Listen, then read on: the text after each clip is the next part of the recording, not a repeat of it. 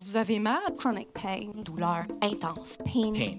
Pain. Douleur. La douleur chronique.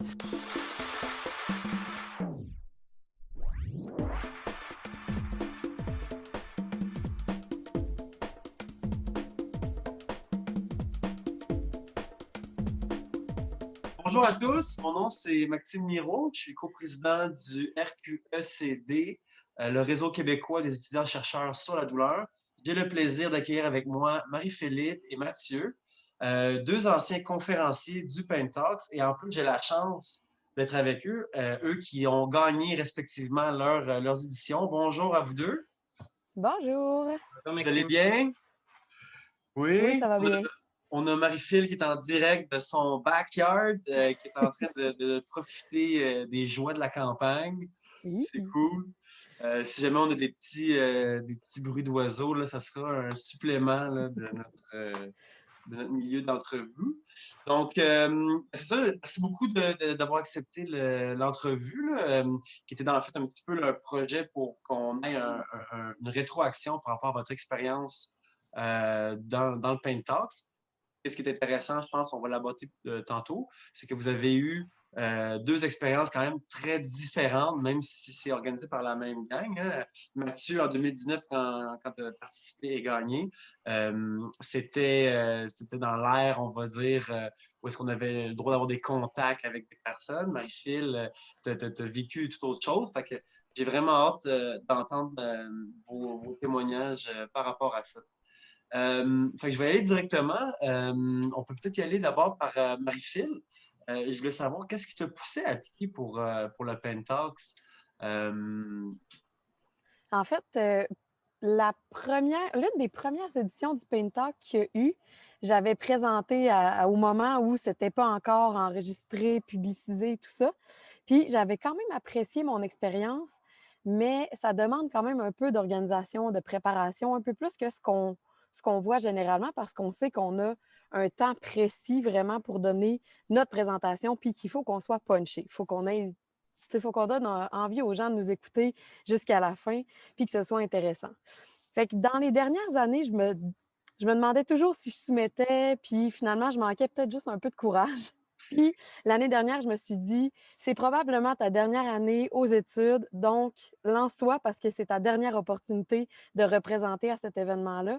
J'avais beaucoup aimé mon expérience la première fois, même si c'était loin d'être ce que c'est maintenant. Maintenant, le Pain Talk, c'est rendu gros, c'est super bien organisé, il y a de la visibilité et tout.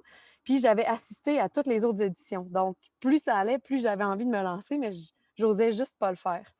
Fait que, Et c'est super intéressant. Fait que dans le fond, tu as non seulement vécu on va dire, deux époques de présentation au Pain Talks, mais tu as en plus assisté à toutes les éditions. On t'a oui, vraiment vu l'évolution. exactement. Fait que j'ai vu évoluer. Au début, c'était pas mal juste à l'Université de Sherbrooke et tout ça. Puis au fil du temps, on voyait les enregistrements simultanés diffusés en direct et tout ça. Puis, ben, en fait, ça vous a probablement même donné la chance d'être bien préparé pour cette année qui finalement a été transférée complètement en direct, mais au moins, vous aviez déjà l'expérience de le faire de deux façons en même temps, soit diffusé et en même temps qu'il y avait des gens dans la salle. Fait que, OK, super. Ben merci, merci de cette info-là. Mathieu, toi, qu'est-ce qui t'a poussé à appliquer au Pentalks? Moi, je dirais que c'est plus le défi que ça représente. Moi, j'ai fait mon parcours en France, puis c'est ça. J'ai quitté mon pays pour venir faire mes études au Canada, au Québec, puis je me suis dit, ben, tu sais, il faut que j'en profite. J'ai vu cette opportunité-là de participer au Pentalk, de ce que ça représentait, à la fois pour nous en tant que conférenciers, présentateurs, mais aussi pour les personnes qui sont présentes. Le monde en général pour l'aspect vulgarisateur. C'est plus ça qui m'a tenté.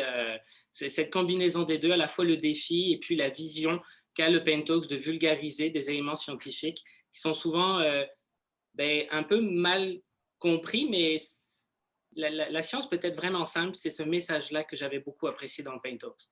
Ouais. Ce que j'aime beaucoup dans ta réponse, c'est ça, c'est que tu mets vraiment l'accent sur la vulgarisation, puis un peu faire du pouce sur ce que Marie disait tantôt, c'est que on peut en parler longtemps, mais d'être capable de le synthétiser dans un moment très, très court, ça, c'est vraiment un autre défi là, qui est vraiment difficile.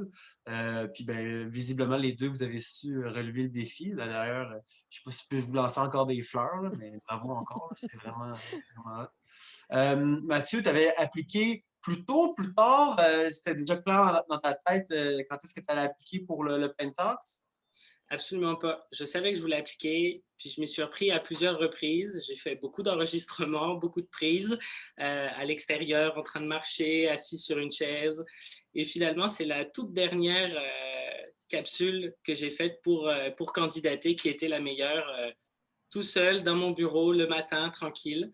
Et, euh, et c'est ça que j'ai soumis pour candidater. Mais entre le moment où je me suis décidé et le moment où j'ai soumis, il y a quand même eu plusieurs semaines de délai et plusieurs tentatives. Oui. Parce que finalement, c'est ça un petit peu le Pentax, c'est qu'on envoie notre format pour être accepté comme conférencier, mais aussi il faut qu'on envoie une vidéo. Et là, ce que tu me dis, c'est que c'est normal que c'est un petit peu difficile de faire la vidéo, puis qu'on essaie dans plusieurs contextes, plusieurs manières différentes. Mais le message que je tire un peu de ce que tu dis, c'est lâche pas, essaye, puis à un moment donné, il va bien avoir une belle version qui va tourner. Great. Exactement. Marie, mettons, si on prend ta dernière candidature, celle en 2020 qui a été acceptée, toi, tu avais appliqué plus tôt ou plus tard dans le processus? Ça a été fait un petit peu. Tu en as déjà un petit peu répondu tantôt, tu avais cheminé beaucoup, là, mais. Exact. Ça a cheminé pendant quelques années. Fait que la dernière année, quand les candidatures ont vraiment été demandées, quand vous avez fait l'appel à candidature, c'était clair dans ma tête que j'allais soumettre cette année. Donc, le temps que ça a pris avant que j'envoie ma candidature, c'est probablement le temps que j'ai mis à me sentir prête et bien préparée. Parce que la vidéo, comme Mathieu parlait, qu'on doit envoyer, c'est une vidéo qui est assez courte. Il me semble que c'est 1 minute et demie ou quelque chose comme ça, 3 minutes. Ouais. Puis, on veut que cette vidéo-là soit vraiment intéressante, puis qu'on donne envie aux gens d'en apprendre plus sur notre sujet, tout en rendant notre sujet intéressant. Donc, comme Mathieu le disait, c'est un effort de vulgarisation pour rendre notre thème déjà intéressant, mais laisser les gens un peu en appétit pour qu'ils aient envie de nous entendre pendant encore 10 minutes. Donc, c'était le temps de mettre tout ça en branle dans ma tête, puis bien l'installer. C'est le temps Vous que êtes ça m'a pris. pas mal perspicaces les deux parce que vous avez déjà répondu à ma prochaine question, là. On a dû vous envoyer les questions à l'avance pour que vous soyez déjà capable de tout penser à ça, là. Vous avez des pouvoirs de devin, là. Mais moi, je trouve ça intéressant que vous parliez de vos défis parce que on a l'impression, en tout cas dans le comité, qu'il y a beaucoup de personnes intéressées au Pentax, mais il n'y a pas toujours autant d'applications. Euh, je vais recommencer, là. Il y a beaucoup de personnes qui hésitent à appliquer au Pentax. D'après vous, qu'est-ce qui fait que ces personnes-là hésitent? Qu'est-ce que vous pourriez leur dire finalement pour tu sais, quelqu'un qui hésiterait à soumettre leur candidature? Voulais-tu que je commence? Vas-y, ouais, vas-y, Marie-Phil, excuse-moi. En fait, de mon côté, ce qui m'a fait hésiter longuement, c'est que je voyais les gens qui présentaient dans les années précédentes, je les trouvais tous super bons. Puis, je savais que la charge de travail était là. Puis, c'est cette charge de travail-là qui me faisait peur. Je me disais, est-ce que je vais vraiment être capable de mettre tout le temps nécessaire, puis de rendre quelque chose d'aussi intéressant, aussi bien que ce que les autres font? Puis, ça me faisait peur, cette charge de travail-là, de me dire, tu sais, il y a des rencontres préalables avec le comité, avec un coach qui va nous aider à faire une belle présentation, tout ça. Puis j'avais l'impression que ça allait me placer dans une boîte, alors que moi, normalement, quand je présente, je suis vraiment quelqu'un qui prépare ses diapos une journée à l'avance, puis je le pratique pas, puis je me lance vraiment à l'aveuglette. Je sais pas combien de temps durent mes présentations. Je suis vraiment une piètre organisatrice au niveau de la présentation orale. Puis là, je me disais, tu vas être obligé de te placer dans un cadre plus rigide. Puis finalement, le mot positif dans tout ça, c'est que ça n'a pas été une grosse tâche de travail. Au contraire, ça m'a juste montré que quand on le fait à l'avance, au lieu de le faire 1 ou 2 journées plus tôt, ben on se sent beaucoup plus à l'aise dans ce qu'on va présenter. Puis on se ramasse un petit peu à chaque journée à penser à notre présentation sans avoir juste ça en tête. Donc, à chaque journée, tu y penses un petit peu, tu refais tes phrases dans ta tête, tu réfléchis un peu, mais tu ne passes pas des journées complètes à pratiquer ta présentation. Puis tu te retrouves à être la journée de la présentation, puis à déjà quasiment la savoir par cœur sans avoir eu à la regarder des heures et des heures avant de présenter. Fait que c'est plus une charge de travail qui est bien répartie, puis qui se fait finalement assez bien toute seule. Great, ok, intéressant. Parce que, ouais, je peux imaginer là, que c'est un petit peu intimidant là, quand on voit les vidéos passer puis dire tabarnouche, je suis déjà aux études supérieures, de me rajouter cette tâche-là. Puis personnellement, pour avoir euh, approché certaines personnes pour les recruter, c'est ça qu'on m'a souvent dit, ah, oublie ça, Open Talks, j'ai pas le temps, c'est trop intense. Fait que toi, ce que tu me dis finalement, c'est inquiète pas, ça va parce que c'est tellement réparti sur une longue période que ça te force un peu là, à comme t'immerser un peu dans le processus, puis finalement, c'est plus smooth. OK? Exactement. Vous nous forcez à nous tenir à jour, un peu comme un prof qui donne un petit quiz à chaque cours, là. Fait que on se tient à jour un peu plus facilement. Puis finalement, c'est des tout petites charges de travail super bien réparties qui font en sorte qu'on ne se rend pas compte qu'on a vraiment mis beaucoup de travail là-dessus. Super. Mathieu, je ne sais pas si tu avais quelque chose à dire par rapport à ça. Là.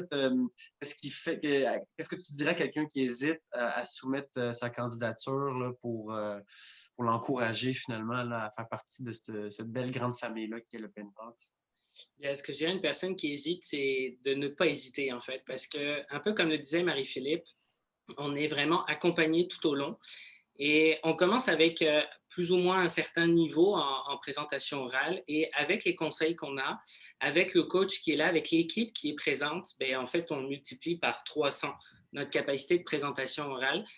On est accompagné, c'est un travail progressif qu'on fait, la charge de travail n'est pas si énorme que ça parce que voilà, c'est très progressif comme accompagnement. Euh, Honnêtement, si je ne l'avais pas fait, je pense que je l'aurais regretté probablement pendant très, très, très longtemps.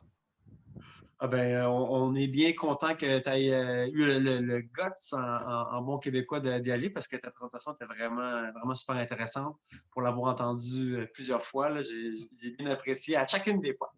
Euh, Mathieu, tu me fais penser, dans le fond, tu parlais du coach. Pourrais-tu me faire un mot ou deux par rapport à ton expérience, ton contact avec le coach, finalement, le Denis François Gravel?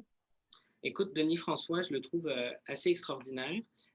On a gardé contact, hein, malgré que ça fait déjà enfin, ça fait 2 ans que j'ai participé au Open Talks. On a encore des contacts aujourd'hui. Euh, c'est une personne qui est extrêmement professionnelle et qui a une capacité assez incroyable de se mettre à la fois à la place de l'auditoire pour être sûr que notre présentation elle est compréhensible par tout le monde, mais aussi il est capable de se mettre à notre place, nous, présentateurs, étudiants, chercheurs qui avons envie de donner beaucoup, beaucoup d'informations pour partager ce qu'on aime faire. Et le fait qu'il soit capable de se mettre à ces deux places-là, ben, ça permet de trouver un équilibre pour présenter du contenu scientifique adapté à l'auditoire dans un temps qui est relativement court pour que tout le monde puisse le comprendre. Great. Donc, si je comprends bien, tu as aimé ton expérience avec lui. Est-ce que tu Énormément. peux nous donner un ou deux trucs là, que tu as vraiment été capable d'intégrer dans ton cheminement aux études supérieures? Des trucs, par exemple, au niveau de, bon, des définitions au niveau de la présentation, peut-être au niveau de la vulgarisation scientifique, au niveau de peut-être ton non-verbal, comment te comporter devant un auditoire. Qu'est-ce que tu es capable de prendre avec toi pour bonifier ton cheminement aux études supérieures? Il y a plusieurs choses que j'ai retenues parce que les conseils de Denis François, je ne les applique pas que pour de la vulgarisation scientifique, je les applique aussi dans le cadre académique, dans des présentations plus formelles, comme l'examen général ou les séminaires qu'on peut avoir. C'est surtout le texte et la quantité de texte qu'on met sur nos présentations PowerPoint, par exemple. J'ai retenu qu'il fallait mettre peu d'informations parce que l'œil et le cerveau humain est capable de retenir très peu d'informations quand on lui présente des diapos. Et donc, c'est vraiment d'aller droit à l'essentiel. C'est un message à retenir et c'est avec ça qu'on commence, puis c'est avec ça qu'on termine. Et puis, je dirais que c'est cette principale information que je retiens de la formation avec Denis François. Ouais, merci beaucoup de ta rétroaction. Si je t'envoie la balle, Marie-Phil, donc tu as travaillé aussi avec Denis François, tu as passé à travers tout le processus, des rencontres individuelles de groupe. Qu'est-ce que tu es capable de retenir? Qu'est-ce que tu as apprécié de ton expérience avec Denis François Gravel? J'ai vraiment beaucoup apprécié travailler avec Denis François. Il donne des conseils hyper judicieux. C'est toujours bien réfléchi. Puis comme Mathieu le mentionnait, c'est vraiment la façon dont il peut se mettre à la fois dans les 2 positions, la position du présentateur, mais aussi la position des gens qui vont écouter notre présentation. Puis, étant donné que c'est pas un scientifique qui travaille dans notre domaine précisément, bien, il se met vraiment à la place de la personne qui va nous écouter puis qui va nous dire: «Oh, un instant, tu viens d'utiliser un mot là, que pour toi, ça semble quelque chose de super logique puis évident, mais pour moi, personne naïve de ce sujet, je connais absolument rien de cette thématique-là. Donc, il faut que tu m'expliques les thèmes, il faut que tu m'expliques un peu plus large». Puis des fois, on se rend compte que une introduction qu'on passe hyper rapidement parce que pour nous, c'est quelque chose de facile, bien, pour l'auditoire, ça peut être des sujets un peu plus complexes. Puis Mathieu l'a super bien dit. Moi, ce qui m'a vraiment frappé, ça a été beaucoup de. Il nous envoie un espèce de plan de présentation qu'on doit préparer avant la présentation, chose que j'avais vraiment jamais faite avant, juste de me questionner sur l'objectif de ma présentation. Parce que comme étudiant gradué, la plupart du temps, l'objectif de notre présentation, c'est oui, de partager nos résultats de recherche, notre projet de recherche, faire connaître ce qu'on est en train de faire, mais c'est aussi d'aller présenter dans des congrès qui vont améliorer notre CV, tout ça. Donc, l'objectif est souvent assez large. On n'a pas un objectif si précis que ça en lien avec ce qu'on est en train de présenter. Puis, c'est vraiment lui ce qui faisait ressortir pourquoi tu me parles de ça. C'est quoi la raison pourquoi tu veux qu'on écoute ta présentation? Puis, de reconclure la présentation en me disant bien, pourquoi je t'ai écouté tout au long me parler de tout ça? C'est quoi le message clé qu'il faut que je retienne, que je ramène à la maison? Puis, on a des fois l'impression qu'on le fait, ce suivi-là, quand on présente puis quand on conclut, en se disant, ben mon message était clair tout au long, j'ai conclu, voilà, la présentation est terminée. Mais on dirait que lui, il nous ramène vraiment à dire, ben ta conclusion, est-tu nécessairement directement liée à l'introduction que tu as faite, puis directement liée à ton message clé? Puis j'ai l'impression que je le dis, puis que ça a presque l'air niaiseux, là, parce qu'on a l'impression que quand on présente, on le fait toujours bien, puis c'est évident de boucler la boucle, puis de ramener le sujet d'intro. Mais je pense qu'on n'est pas conscient à quel point quelqu'un qui nous écoute, puis qui ne voit pas en arrière tout le cheminement aux études qu'on a faites, à quel point pour lui, c'est peut-être pas toujours si clair que ça, notre conclusion. Ouais. Non, je suis d'accord avec toi. C'est des bons points que vous amenez tous les deux, là. Denis François Gravel, dans le fond, lui, il travaille avec sa compagnie Présentabilité pour justement former plusieurs orateurs à être capables de bien se présenter, bien se porter sur scène, mais être capable aussi de rejoindre l'auditoire, pas seulement dans le maintenant et le présent, mais que les personnes soient capables de retirer un message. Puis pour avoir vu de ces formations, une affaire qui m'avait vraiment pas bouleversé, mais tu sais, autant que nous, dans notre structure de présentation, on part là, en entonnoir. Les trucs généraux, les objectifs, tranquillement, on va préciser. Lui, il avait dit non, non, flip ça, donne-nous tes résultats en premier pour que ça soit wow, choquant, et puis pour attirer l'attention des personnes, là. Fait que, ouais, super.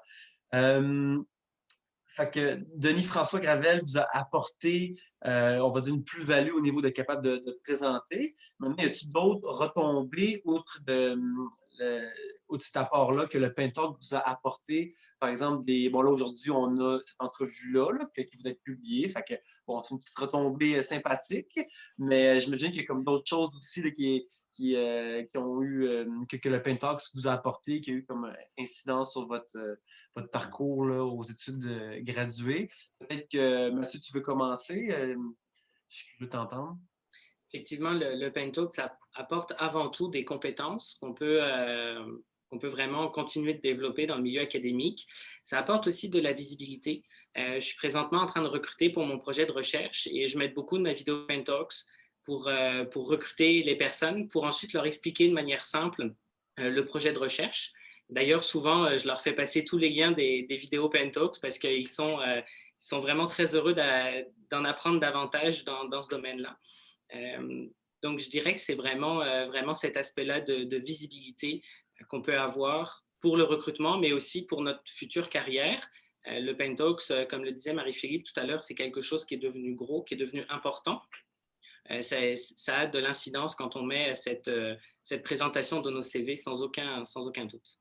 OK. Hey, super. Je ne m'aurais pas attendu à une telle réponse. Donc, toi, le matériel final qui a été produit à cause du Painter t'aide soit dans le recrutement ou dans comment expliquer là, rapidement ton projet de recherche à des participants potentiels. OK, ça, c'est vraiment cool. Marie-Philippe Harvey, avais-tu des choses à ajouter par rapport à ça? C'est quoi les retombées que le Painter a eu dans dans tes études?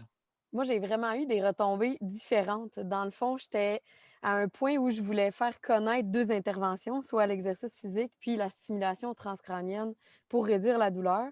Puis, ça fait un moment qu'on travaille sur ces 2 approches-là pour réussir à réduire la douleur chronique chez les gens.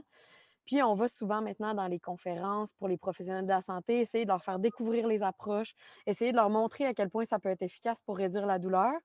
Puis, on réussit à avoir quand même une certaine audience, des cliniciens qui sont intéressés, mais ce n'est pas nécessairement eux qui vont aller l'implanter dans leur clinique directement. Puis, d'un autre côté, je suis aussi impliquée avec beaucoup d'organismes qui touchent directement les patients qui ont de la douleur chronique. Puis, je faisais un peu le même transfert de connaissances avec eux. Donc, je leur montrais à quel point ces 2 nouvelles approches-là pouvaient être des alternatives intéressantes pour eux qui ont encore de la douleur chronique, malgré qu'ils sont suivis par des professionnels de la santé. Puis, le fait de présenter au Pain Talks, ça m'a donné la visibilité nécessaire, surtout au niveau des patients. Donc, même si j'étais impliquée déjà avec les organisations, ça a donné vraiment une visibilité encore plus grande. Puis, comme la vulgarisation est vraiment bonne pour les patients, bien, ça leur a permis de mieux comprendre de quoi je parlais en général, puis d'avoir envie d'en entendre parler encore plus. Puis maintenant, c'est les patients qui font pression sur leurs professionnels de la santé pour avoir des nouvelles informations sur ces approches-là, puis pour les faire entrer dans les cliniques pour qu'ils soient utilisés à plus grande échelle. Fait que le transfert vers la clinique ne va pas nécessairement se faire, je pense, de la recherche vers la clinique, mais il va se faire plutôt du patient qui est au bout de la ligne, qui pousse son clinicien à lui donner ces traitements-là. OK, donc je vois un peu, là, tu es une fin stratège. Toi, tu as voulu faire du lobbying, pas top-down, mais plus bottom-up, parce que les personnes exigent et demandent. OK. En fait, c'était pas nécessairement ça mon objectif initial, étant donné que mon but, c'était vraiment de faire connaître ces approches-là, puis de les rendre plus intéressantes aux yeux des gens, parce que l'exercice physique, on s'entend, c'est déjà accessible à tout le monde. C'est sûr qu'en condition de douleur, c'est un peu plus compliqué, faut être accompagné d'un professionnel, mais quand même, c'est des choses qui sont disponibles, mais il fallait les rendre encore plus connues aux yeux des gens. Puis le Pain Talk, ça m'a vraiment donné ça, puis je m'attendais pas à ce que les patients aient autant d'intérêt pour ma présentation, mais c'est vraiment eux qui maintenant me demandent de faire des conférences. J'ai aussi quand même des cliniciens là, qui m'ont approché. Fait que moi, honnêtement, le niveau visibilité, il a été là quand même. J'ai donné des conférences à des groupes de cliniciens qui voulaient en apprendre plus, qui voulaient travailler avec ces nouvelles techniques-là, qui voulaient les combiner ensemble. Puis j'ai parlé beaucoup avec des patients qui me disaient, mais comment on fait pour avoir ce traitement-là? Donc là, c'était d'aller du bottom-up, donc de parler avec leurs cliniciens de où aller, comment avoir le traitement. Puis il y a des cliniciens qui se sont outillés maintenant. OK, ben super. Ce que je comprends, c'est que vous avez déjà, là, vous vivez déjà un certain niveau de retombée, de visibilité. Puis la chose que je trouve particulièrement cool, c'est que ben, ça finit pas aujourd'hui, hein. Les vidéos sont online, vos visages, vos présentations sont là. Donc, le temps nous dira là, l'étendue des retombées, mais je suis déjà très content là, que vous pouvez vivre ça de manière positivement. Puis, dernière question, quelqu'un qui hésite à assister au Pain Talks ou à participer, là, qu'est-ce que vous lui dites, là? Est-ce que vous l'encouragez à assister et ou appliquer aux prochaines éditions de Pain Talks? Mathieu, si tu veux y aller. C'est bon. À quelqu'un qui hésiterait à venir assister aux présentations Pain Talks, je lui dirais la même chose qu'à quelqu'un qui hésite de soumettre sa candidature. C'est un événement qui est extrêmement bien ficelé, extrêmement bien organisé, autant pour les conférenciers que pour l'audience qui est présente. Une ambiance scientifique, une ambiance sereine, où on partage les connaissances. C'est ça qui est important, c'est qu'on partage les connaissances.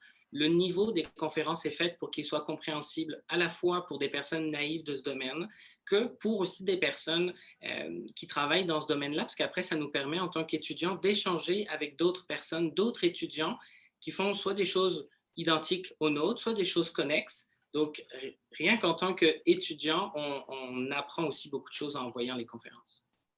Super. Marie-Phil, quelqu'un qui hésite d'aller au Pain Talks, qu'est-ce que tu lui dis? Comme personne de l'auditoire, c'est sûr qu'il n'y a aucune hésitation à avoir. Parce que la seule chose que ça va te coûter dans ta soirée, c'est du temps.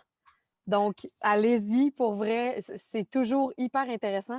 Puis il y a des sujets qui, des fois, à la base, nous allument pas nécessairement de lumière. Puis une fois qu'on a écouté le présentateur, ben on se rend compte que finalement, c'est un sujet qui nous touchait plus qu'on pensait ou qui nous interpellait un peu plus qu'on pensait.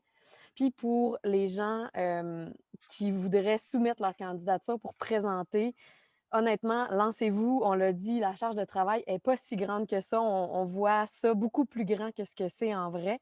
Puis pensez aussi au fait que c'est l'une des seules fois où vous allez avoir la chance de présenter dans la langue qui vous convient. C'est rare qu'on peut présenter soit en français, soit en anglais dans ce type de conférence-là.